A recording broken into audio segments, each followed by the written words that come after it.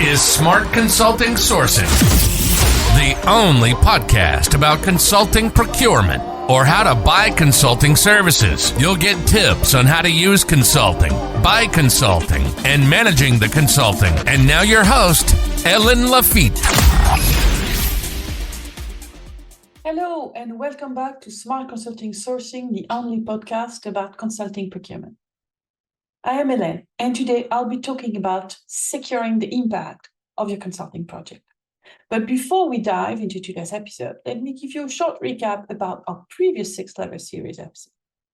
We talked about setting up the right delivery model for your consulting project. The key here is to understand where your company stands and what are the different options out there before you make a decision on what delivery model would be best suited for your project. The first step is deciding which one of these options makes sense based on your culture, your policies, and your project needs. And not every option is suitable for every situation. There are delivery models that you can choose from. It can be work with an in-house consulting team. It can be having a hybrid team with a mix of in-house expertise and also expert consultants, or it can be outsourcing the project to a consulting firm if necessary. And there are also other options that you could consider, such as having micro consulting, very short project or experts on demand, or just hiring a temporary workforce from one of the many marketplaces that are available today. But then you build simple tools to help your business lines to make informed decisions for their projects. In other words, to lead their make or buy analysis. So if you want to learn more about how to choose the right delivery model for your consulting project, please watch our previous episode.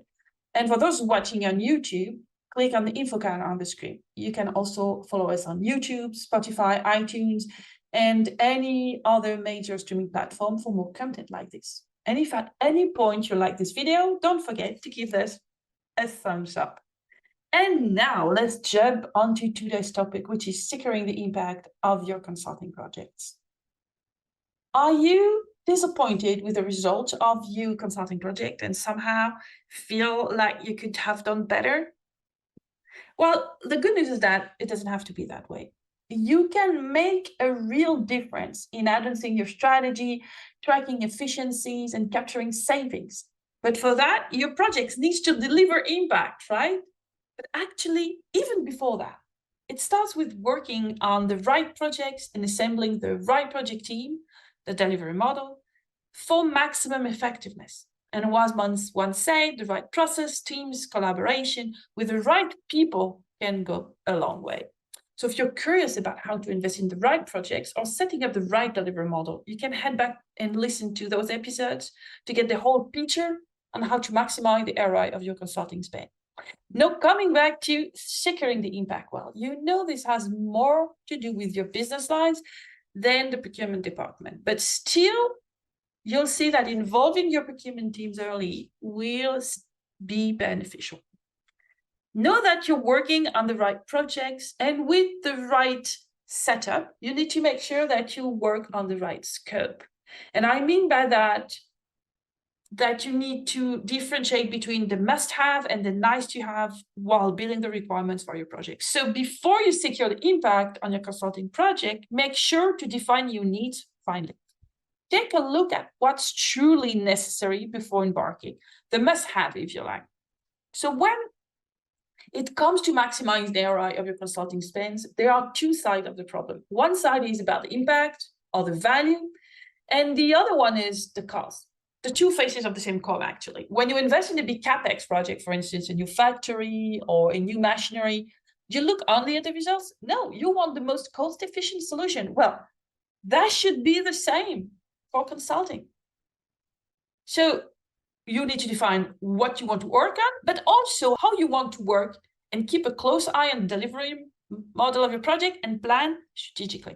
Overall, this gives you total clarity from start to finish, ensuring your goals are achieved. So now comes to part of choosing the consulting that you need. That is, if you outsource the project, of course. So working with the right consultants is essential to secure success. A consulting firm that has the capability to understand your specific project, as well as the experience and political weight. And for those who wonder what political weight is the credibility of the consulting firm in the eyes of your board or the investors. That's what we call political value, and it can be an important part of your choice. But sometimes you want also a consulting firm that understands a given language or culture. Not I'm saying that you should always go to the local consulting firm, but you can choose the best consulting firm that understands the said language and culture on top of everything else that you want them to do. For instance, would you send a German consultant to rural France where nobody speaks English or German? No, unless the said consultant speaks French and understands the managerial culture in SMEs in rural France. So your consultant should fit into this new space like a missing puzzle piece, something that will secure the impact of your consulting project. The right combination of expertise, industry experience, and a tailored approach to secure your goals is what you ought to be aiming for. So after gating the basic who, what, where, and when out of the way, it's time to get everyone aligned. What I mean by that is that you need to make sure that your consultants and your stakeholders are on the same page before starting a project, because that's extremely important. You don't want one side thinking that they have access to endless resources, while the other is expected something confined to a tight budget, for example, or not agree on what should be delivered and when. You have to work together to ensure that you make clear expectations for deliverables, timeline, governments, etc. So there is no ambiguity about how things will go down. So now that you've checked all these boxes and your project is ready to start, well, actually, you're only halfway there to secure the impact. That's time for the fun part, managing the project. After all the planning, strategizing, and analyzing, finally, you can make a real difference. Managing a project will no doubt bring its share of ups and downs, but with the right attitude and preparations, you can make it successful. It just takes a bit of time and organization. Let me tell you how to manage a consulting project. First thing first, you need to have a designated project manager in place, because that's how you can make sure that the proper resources are allocated, that they're allocated appropriately, while also keeping an eye on the progress being made by both the projects and the consultants. So by taking the time to manage your consulting project, you can reduce delays, manage costs, get greater control over the timeline for completion and the quality and adequacy of the deliverable. And ultimately, that's how you maximize your return on investment. So while the project manager is there to see everything is done the way it's supposed to, you also need to make sure that progress is made and goals are met. Setting up regular project meetings can be an important aspect of successful project management. So these meetings are usually weekly, so that you and your team can assess how the project is progressing, reassess goals when necessary, and provide a chance to all team members, including the consultants, to voice any issues which would be a great way of staying on top of the project, and also provides an opportunity for predictive, creative problem solving if any concern arises. So you see, it's like traditional project management. So this gives you an idea that successfully managing a consulting project requires constant attention and diligence. And it's essential to keep a close relationship with the consultants, but also be sure that you are in control of every step in the process. Too often, inexperienced project managers lose control of the project, where they allow the consultants too much freedom to manage them themselves. And it's important to understand that the consultants are there to provide advice and guidance, but not take over the entire management of your project. Now, regardless of size, having a real governance in place with a steering committee is also a great way to ensure success. It will allow you to manage your project more effectively, create clear goals and objectives, and maintain an organized timeline. On very small projects, it can be a meeting at the end of a project that will also provide closure and allow you to reflect on what worked, what didn't work, and how you would do if you had to do it again. So now I have a tip for you. Managing your consulting project will also require you to pay a consultant effectively. And you can consider leveraging some creative compensation fee structures that can help align the consultant's interests with yours. So the most common fee structure is flat fee, right? But there are some other more dynamic approach, such as value sharing or performance-based structures. So value-based fee is a pricing strategy where the prices are set not on time and material or cost plus margin, but rather on the client perceived value of the service delivered. And then with value sharing based fees, you decide to share that value created with the consultants. And very often they will be paid more than with a flat fee. So for consulting services, it could be a share of savings realized in a cost-cutting project, for instance.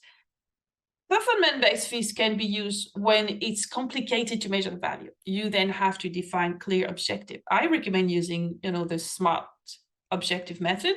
So if you're curious about it, you can have a look at Peter Drucker's management by objective concept.